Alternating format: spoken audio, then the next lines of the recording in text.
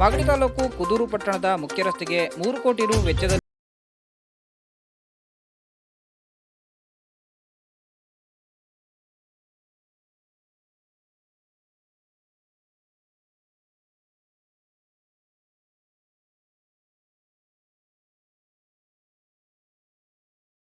ಹೂವಿನ ಮಳೆಗೈದು ಕಾರ್ಯಕರ್ತರು ಕುದೂರು ಗ್ರಾಮದಲ್ಲಿ ಸ್ವಾಗತ ನೀಡಿದರು.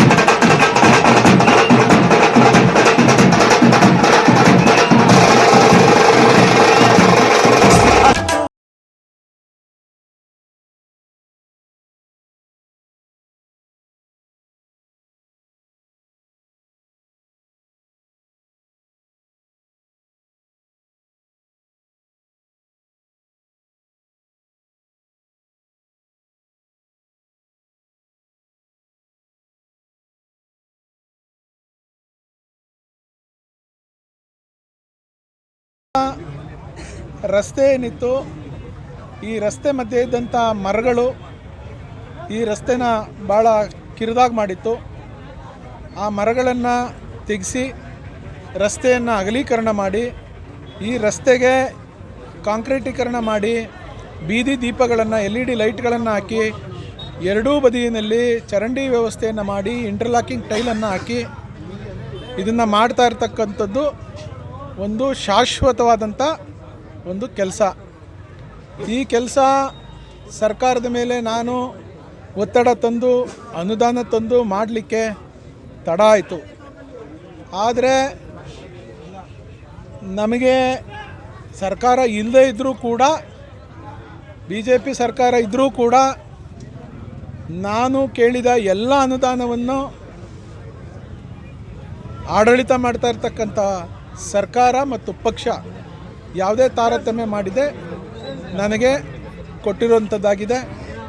ಇವತ್ತು ಬಿಡದಿ ಪಟ್ಟಣದಲ್ಲಿ ಹಾಗೂ ಮಾಗಡಿ ಪಟ್ಟಣದಲ್ಲಿ ಮತ್ತು ಕುದೂರು ಪಟ್ಟಣದಲ್ಲಿ ಎಲ್ಲ ಅಭಿವೃದ್ಧಿಗಳು ನಾನು ಮಾಡಲಿಕ್ಕೆ ನನಗೆ ಹೆಚ್ಚಿನ ಸಹಕಾರವನ್ನು ಸರ್ಕಾರದವರು ಕೊಟ್ಟಿದ್ದಾರೆ. ವಿಶೇಷವಾಗಿ ನಮ್ಮ ನಾಯಕರಾದಂಥ ಕುಮಾರಣ್ಣವರ ಆಶೀರ್ವಾದದಿಂದ 14 ತಿಂಗಳು ಸರ್ಕಾರ ಏನಿತ್ತು, ಆ ಸರ್ಕಾರದ ಅವಧಿನಲ್ಲಿ ನಾನು ಏನೆಲ್ಲ ಯೋಜನೆಗಳನ್ನು ನನ್ನ ವಿಧಾನಸಭಾ ಕ್ಷೇತ್ರಕ್ಕೆ ನಾನು ಹಾಕ್ಕೊಂಡಿದ್ದೆ, ಎಲ್ಲವೂ ಕೂಡ 90% ಕೆಲಸಗಳನ್ನು ಮಾಡಲಿಕ್ಕೆ ಸಹಕಾರ ಸರ್ಕಾರದ ಸಿಕ್ಕಿತ್ತು. ವಿಶೇಷವಾಗಿ ಜಿಲ್ಲಾ ಮಂತ್ರಿಗಳು ಕೂಡ ನನಗೆ ಹೆಚ್ಚಿನ ಸಹಕಾರವನ್ನು ನೀಡಿ ಅನುದಾನವನ್ನು ಕೊಟ್ಟಿದ್ದಾರೆ. ಸೊ ಅವ್ರಿಗೆ ನಾನು ಧನ್ಯವಾದಗಳನ್ನು ತಿಳಿಸ್ತೇನೆ. ಮುಂದಿನ ವಾರ ಇವತ್ತು 850 ಕೋಟಿ ವೆಚ್ಚದಲ್ಲಿ 1250 ಹಳ್ಳಿಗಳಿಗೆ ಏನು ನಾವು ಕುಡಿಯೋ ನೀರನ್ನು ಕೊಡ್ತಾ ಇದ್ದೇವೆ, ಅದರ ಪೂಜೆನೂ ಕೂಡ ಕೋಟೆ ಮೈದಾನದಲ್ಲಿ ಮಾಡೋನಿದ್ದೇನೆ. ಹೇಮಾವತಿ ನದಿ ನೀರು ಕೂಡ 175 ಕೋಟಿ ನಮಗೆ ಅವಶ್ಯಕತೆ ಇದ್ದಂಥ ಸಂದರ್ಭದಲ್ಲಿ ಸನ್ಮಾನ್ಯ ಯಡಿಯೂರಪ್ಪನವರು ಮುಖ್ಯಮಂತ್ರಿಗಳಾಗಿದ್ದಾಗ ಅನುದಾನವನ್ನು ಕೊಟ್ಟರು. ಇವತ್ತು ನಾನು ಶಾಸಕನಾಗಿ ಇಲ್ಲೆಲ್ಲ ಒಳ್ಳೆಯ ಕೆಲಸಗಳನ್ನು ನಾವೇನು ಮಾಡ್ತಾ ಇದ್ದೀವಿ. ಇವತ್ತು ಕುದೂರು ಪಟ್ಟಣದ ಯಾವುದೇ ಒಂದು ಗ್ರಾಮಕ್ಕೆ ಹೋಗಿ ಸುಸಜ್ಜಿತವಾದಂಥ ರಸ್ತೆ ಚರಂಡಿಗಳನ್ನು ಮಾಡಿದ್ದೇವೆ. ನಮಗೆ ಯಾವುದೇ ಅನುದಾನದ ಕೊರತೆ ಬಂದರೂ ಕೂಡ ಇಲಾಖೆಯಲ್ಲಿ ಒತ್ತಡ ತಂದು ನಾವು ಹೋರಾಟ ಮಾಡಿ ಅನುದಾನವನ್ನು ತಂದು ಇವತ್ತು ಕೆಲಸ ಮಾಡ್ತಾ ಇದ್ದೇನೆ. ಈ ಪಟ್ಟಣ ಮುಂದೊಂದು ದಿವಸ ತಾಲೂಕು ಕೇಂದ್ರವಾಗಿ ಪರಿವರ್ತನೆ ಆಗ್ತದೆ. ಅದಕ್ಕೆ ಬೇಕಾದಂಥ ಎಲ್ಲ ಮೂಲಭೂತ ಸವಲತ್ತುಗಳನ್ನು ನಾವು ಈಗಿನಲೇ ತಯಾರು ಮಾಡಬೇಕಾಗ್ತದೆ. ಬೆಳೀತಾ ಇರತಕ್ಕಂಥ ಪಟ್ಟಣ, ವ್ಯಾಪಾರದ ಕೇಂದ್ರ ಸ್ಥಾನ ಕುದೂರು. ಈ ಕುದೂರಿನ ಬಗ್ಗೆ ಅಪಾರವಾದಂಥ ಕಾಳಜಿ ಇಟ್ಕೊಂಡು ಇವತ್ತು ಕೆಲಸ ಮಾಡ್ತಾ ಇದ್ದೇವೆ. ಇನ್ನೂ 50 ಲಕ್ಷ ವೆಚ್ಚದಲ್ಲಿ 2ನೇ ವಾರ್ಡ್ನಲ್ಲಿ ಆಗಬೇಕಾದಂಥ ಕಾಮಗಾರಿಗಳಿಗೆ ಇವತ್ತು ಗುದ್ಲಿ ಪೂಜೆಯನ್ನು ಮಾಡ್ತಾ ಇದ್ದೇನೆ. ಇವತ್ತು ಈ ರಸ್ತೆಗೆ 3 ಕೋಟಿ ಅನುದಾನವನ್ನು ತಂದು ಇವತ್ತು ಚಾಲನೆಯನ್ನು ಕೊಟ್ಟಿದ್ದೇವೆ. ಅದೇ ರೀತಿ ಕುದೂರು ಹೋಬಳಿನಲ್ಲಿ ಇವತ್ತು ಸುಮಾರು 5 ಕೋಟಿ ವೆಚ್ಚದಲ್ಲಿ ಬೇರೆ ಕಾಮಗಾರಿಗಳಿಗೂ ಕೂಡ ಚಾಲನೆಯನ್ನು ಕೊಡ್ತಾ ಇದ್ದೇನೆ. ಕುದೂರು ಭಾಗದ ಮುಖಂಡರುಗಳು ಕುದೂರು ಜನನೇ ಮಾಡಿಸ್ಕೋಬೇಕು. ನಾನು ಪೂಜೆ ಮಾಡಿ ಹೋಗ್ತಿದ್ದೀನಿ, ಗ್ರಾಂಟ್ ತಂದು ಹೋಗ್ತಿದ್ದೀನಿ, ಗ್ರಾಂಟ್ ಕೊಟ್ಟು ಹೋಗ್ತಿದ್ದೀನಿ. ಕ್ವಾಲಿಟಿ ಕೆಲಸ ಮಾಡಿಸ್ಕೋಬೇಕು. ಏನಾದರೂ ಕ್ವಾಲಿಟಿನಲ್ಲಿ ಏನಾದರೂ ಅವರು ದೋಷ ಮಾಡ್ತಾ ಇದ್ದಾರೆ ಅಂದರೆ ಇಮಿಡಿಯೇಟ್ ನನ್ನ ಗಮನಕ್ಕೆ ತರಬೇಕು. ನಾನು ಬಂದು ಕೆಲಸ ಮಾಡಿಸ್ತೀನಿ. ಕೈಗಾರಿಕಾ ಉದ್ಯಮ ಕೇಂದ್ರವನ್ನಾಗಿ ಮಾಡಲಿಕ್ಕೆ ನಾವೆಲ್ಲ ಪ್ರಯತ್ನ ಪಟ್ಟಿದ್ದೇವೆ. ಇವತ್ತು ಈ ಕೈಮಗ್ಗ ಕೈಗಾರಿಕೆಗಳನ್ನು, ಗುಡಿ ಕೈಗಾರಿಕೆಗಳನ್ನು ಏನು ನಮ್ಮ ಜನ ಮಾಡ್ತಾ ಇದ್ದಾರೆ ಅದನ್ನು ಉನ್ನತೀಕರಣಗೊಳಿಸಬೇಕು. ಆ ನಿಟ್ಟಿನಲ್ಲಿ ಎಲ್ಲ ವರ್ಗ ಜನ, ಇವತ್ತು ದಲಿತ ಸಮುದಾಯ ಇದ್ದಾರೆ, ಹಿಂದುಳಿದ ವರ್ಗದಿದ್ದಾರೆ, ಮುಸಲ್ಮಾನ್ ಬಂಧುಗಳಿದ್ದಾರೆ, ಎಲ್ಲರೂ ಕೂಡ ಸಮಾನಾಂತರದಲ್ಲಿ ಗೌರವವನ್ನು ಕೊಟ್ಕೊಂಡು ಶಾಂತಿಯಾಗಿ ಈ ತಾಲೂಕನ್ನು, ಈ ಹೋಬಳಿಗಳನ್ನು ನಡೆಸ್ಕೊಂಡು ಹೋಗುವಂಥದ್ದು ನನ್ನ ಜವಾಬ್ದಾರಿಯಾಗಿದೆ. ಹಾಕ್ಸ್ತಾ ಇದ್ದೀನಿ. ಕುದೂರು ಪ್ರಾಥಮಿಕ ಆರೋಗ್ಯ ಕೇಂದ್ರ ಅಂತಿದೆ. ಕುದೂರು